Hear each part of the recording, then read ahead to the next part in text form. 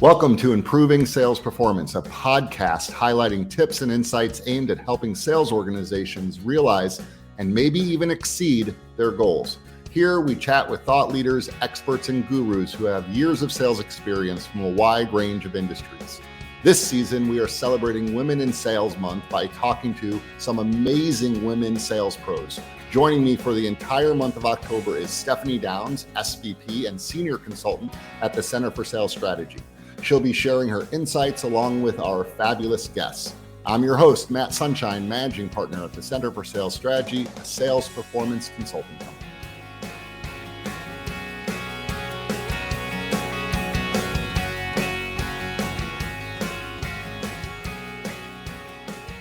We're so proud to be celebrating Women in Sales Month. For all of October, we have an amazing slate of women sales leaders who will be sharing their unique insights, from offering advice for sales managers new or more experienced to discussing the anticipated landscape of sales in years ahead. When it comes to improving sales performance, these ladies know how it's done. I'm Stephanie Downs, Senior Vice President at the Center for Sales Strategy, and I'll be joining Matt Sunshine on the show for the entire month of October. Today, our guests are Jenn Scilabro, Senior Vice President, Local Digital Sales at Nexstar Digital, and Traci Wilkinson, Senior Vice President, Regional Manager Broadcasting at Nexstar Media. Together, Traci and Jenn share so many amazing observations, such as the vital importance of maintaining customer relationships, while leading from inspiration will always beat leading from fear, and how to be the type of sales leader that your salespeople want to take out on calls.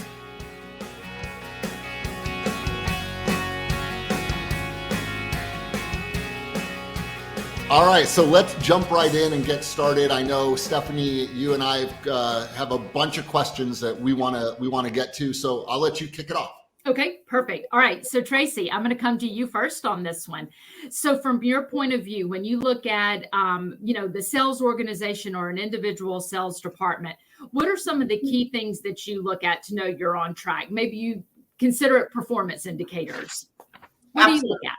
Absolutely. Thank you, Stephanie. I really looked at this from, looking at an individual sales manager and what they should be reviewing as performance indicators. And it's, a budget across all revenue types. So we're going to have a budget for linear, for digital.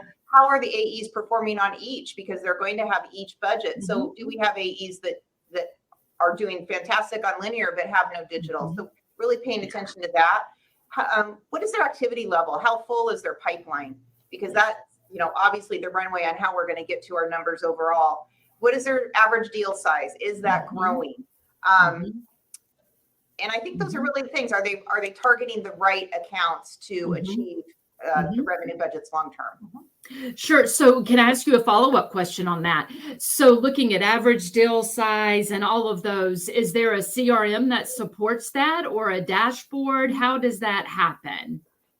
We do somewhat. We use Matrix. So that is a system we use corporate-wide, and we definitely use those metrics, work with our sales managers to be paying attention and getting the AEs to enter the information and really use it to their advantage, because I really view that as a roadmap. And so use it for yourself. It's not just to report up, it's to help them. That's right. See how they can achieve their number. Yeah, it really is. The purpose of it really is to help them make better business decisions and data-driven decisions. Sellers don't always feel that way about CRMs, but that is the intent of a CRM, right? So, Jenn, anything you want to add to that one? If not, I'm gonna keep going.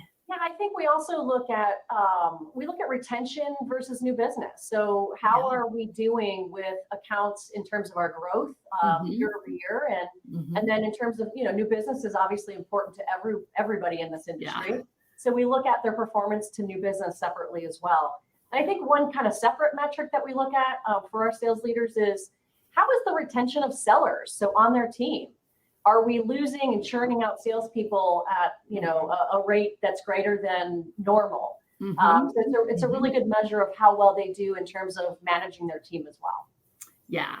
I think the retention conversation has become way more important than it ever has been in the past, right? That's something that it's been a struggle during the last 2.5 years.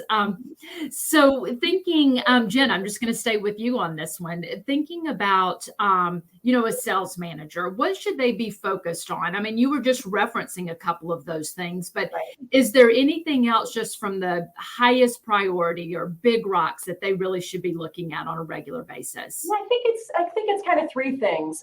Talent growth, so overall coaching and development, accountability and responsibility.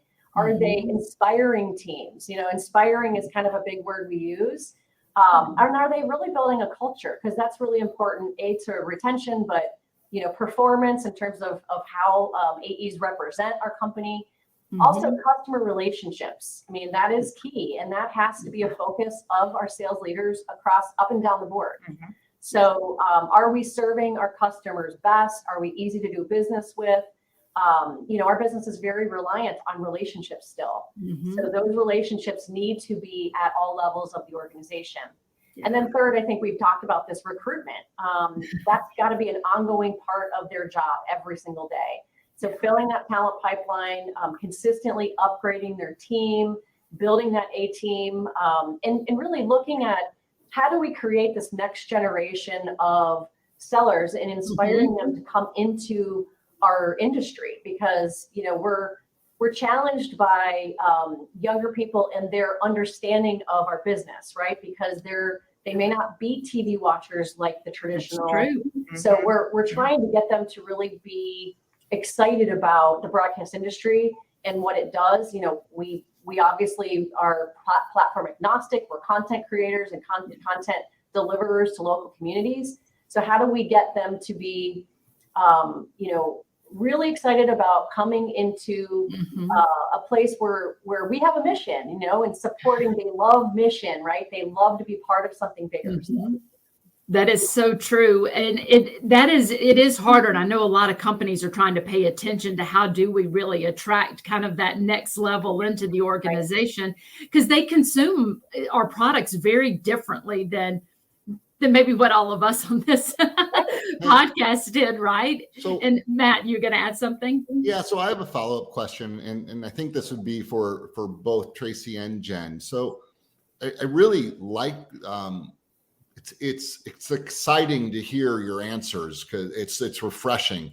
I like Traci with, budget attainment, pipeline activity, average deal size, and using technology or a system to do that. That makes sense to me. And Jenn with, accountability and inspiring and having an amazing culture, talent development, customer relationships, and recruitment, those all resonate. What I'm interested in, and we're fortunate to have you all with us today, you have a lot of markets. We do. You have a lot of markets. Is this, I know everyone performs at a different level. That's not what I'm asking. Is the drumbeat consistent across all of that? Not that we're running McDonald's franchises, nothing wrong with McDonald's franchises, but we're not running McDonald's franchises.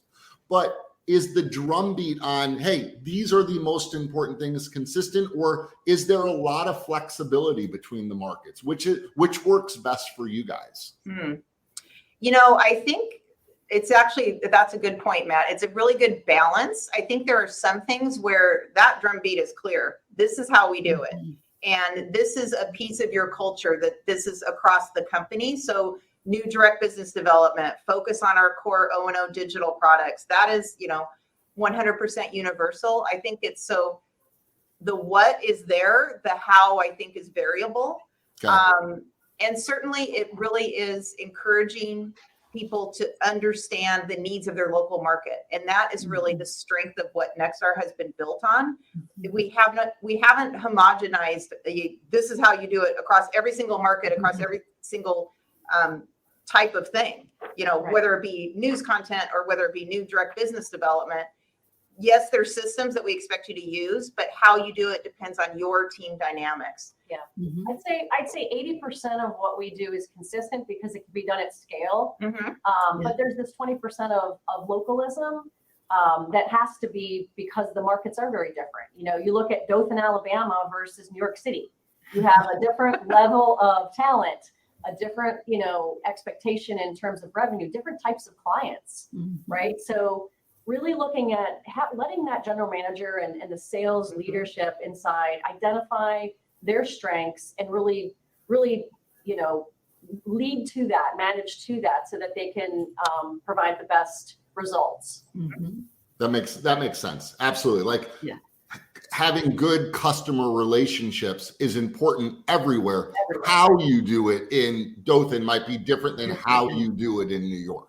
Right. Exactly. You might see a GM be on appointments, right, with customers. Yeah. Where maybe in New York and some of the larger markets, it's not as possible, or we have another layer of leadership, sales leadership that take on that role. So it just really depends.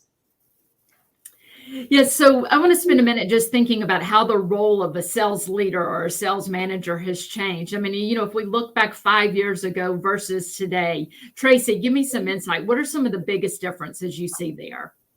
Just the complexities. I mean, the sophistication of our products. You know, every day there is something new. And how does that sales manager stay on top of all of those things? And also, you know, driving that down through the organization, having each AE really grasp and understanding the full benefit of our suite of products. I think that has become the most, you know, one of the most complicated things that they need to be paying attention to on a daily basis. And then you take technology and utilizing the systems that we have in place and, you know, future proofing, you know, our technology down the road.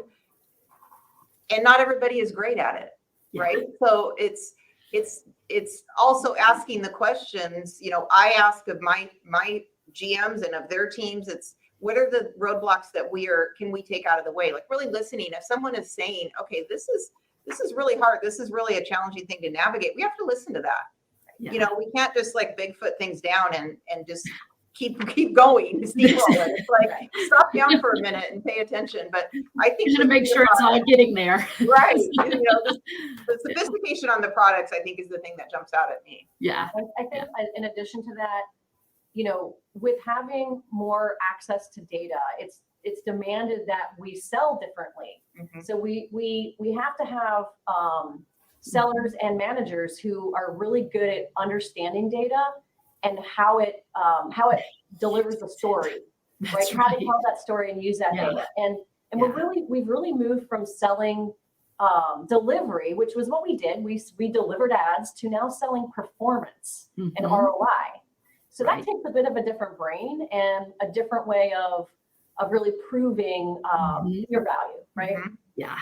Yes, absolutely. That was well said. So describe a great sales leader. I could already pick some of the things that you've been saying, but describe a great sales leader. Jenn, why don't you go first, and then Traci, I'll come to you next. Yeah, I mean, to me, and I say this, we were the original influencers, right? I mean, our business, and I think our sales leaders who lead by inspiration and versus fear are really, that's to me a critical piece, because, you know, people want to follow people that inspire them. And if we can inspire a culture of account executives to perform for us and to perform for themselves and perform for their community and their advertisers, I think that sales leader has done a good job.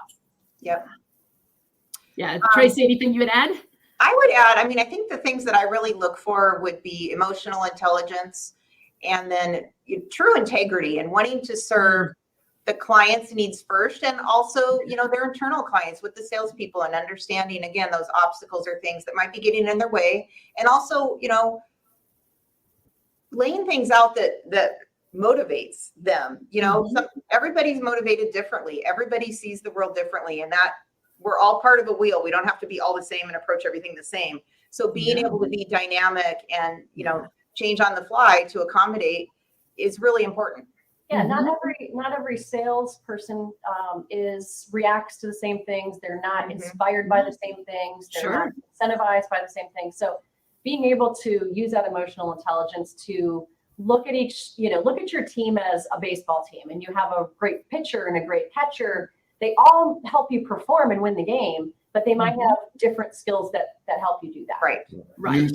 Newsflash, not every salesperson likes a contest. Yes. Right. Yep. Hope that's not breaking news, right? Yeah. But I mean, I think a lot of times managers, especially when they're early in the management and maybe they like contests, that's a great example of not understanding what motivates each individual person.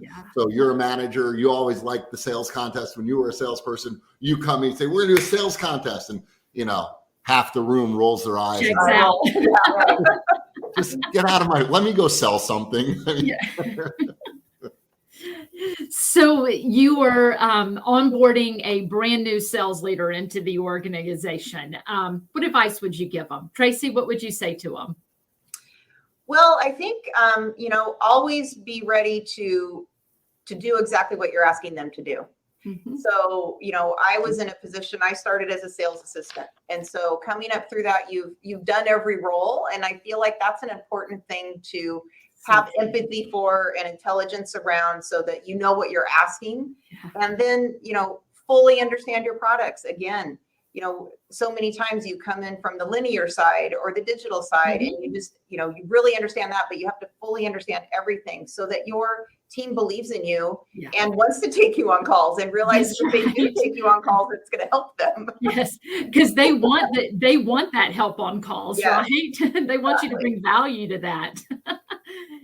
Jen, how about you?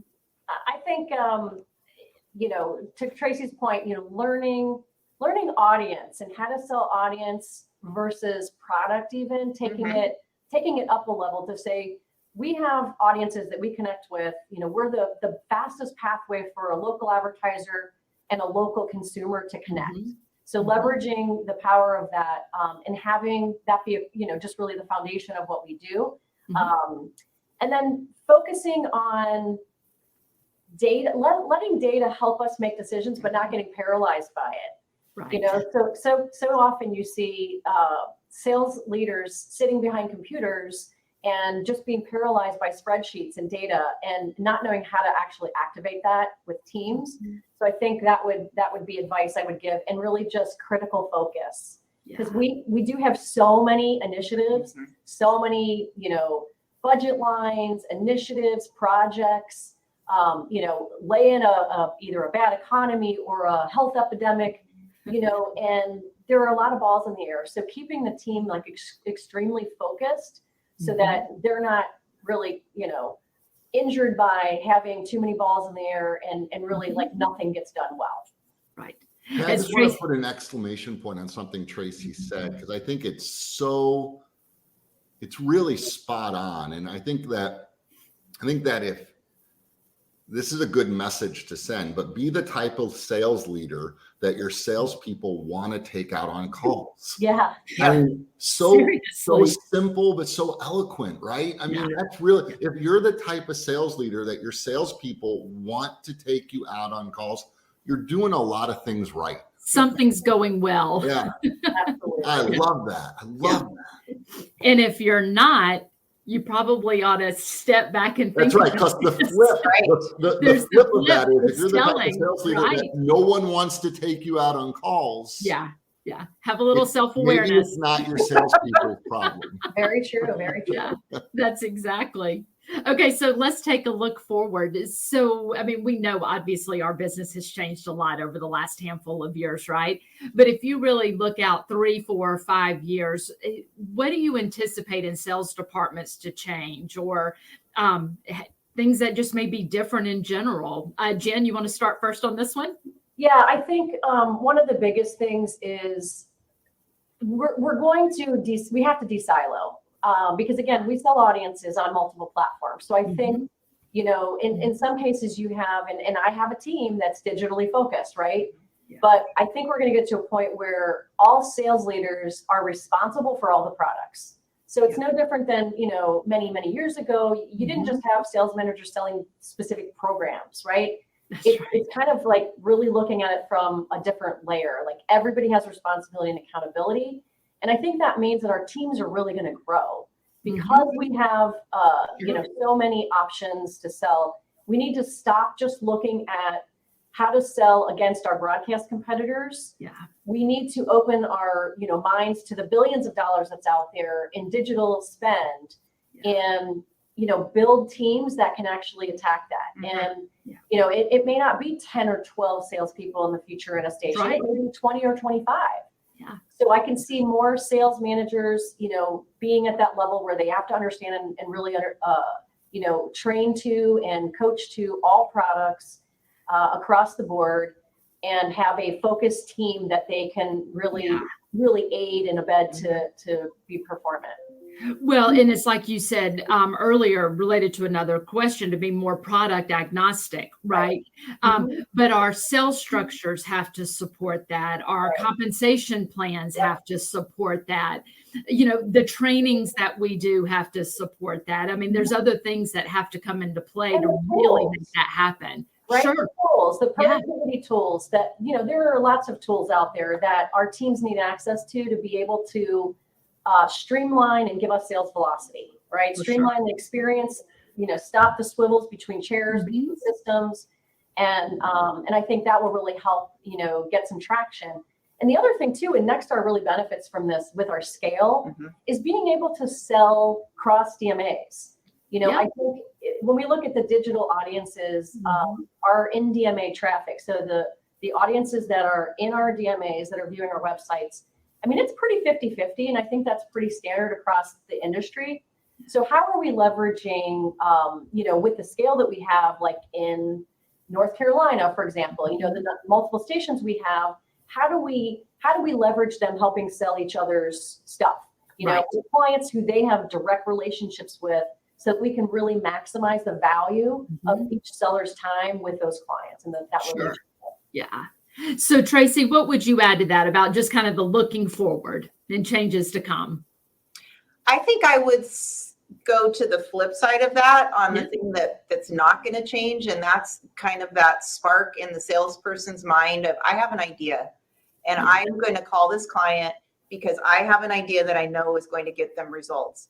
And continuing to train on how to get them to the door and break through, because obviously that tech side of things is going to become Fort Knox and more complicated on getting through to the decision maker. But, that piece in your heart of, I have that idea and I have to talk to this person to sell it, that's not going to change. And that's what we have to keep fostering. Yeah.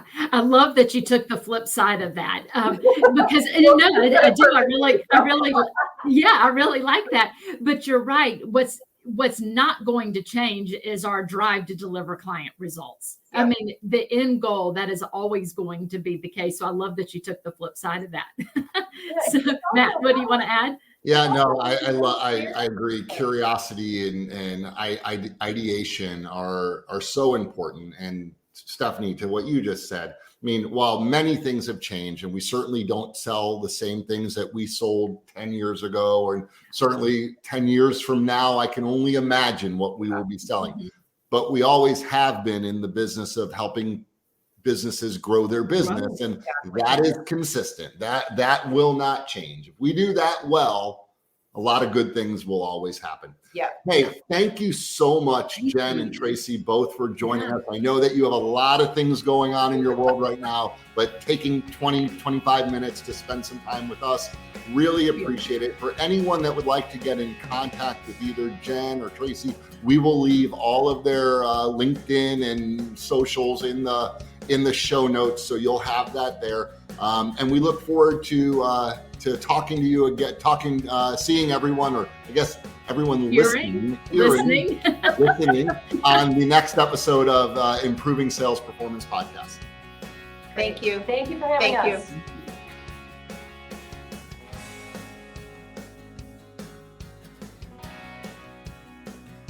This has been Improving Sales Performance. Thanks for listening. If you like what you heard, join us every week by clicking that subscribe button. For more on the topics covered in the show, visit our website, thecenterforsalesstrategy.com. There you can find helpful resources and content aimed at improving your sales performance. And if you'd like to connect with any of us, including today's guests, please do. You can find our contact information in the show notes. Until next time, get out there and sell.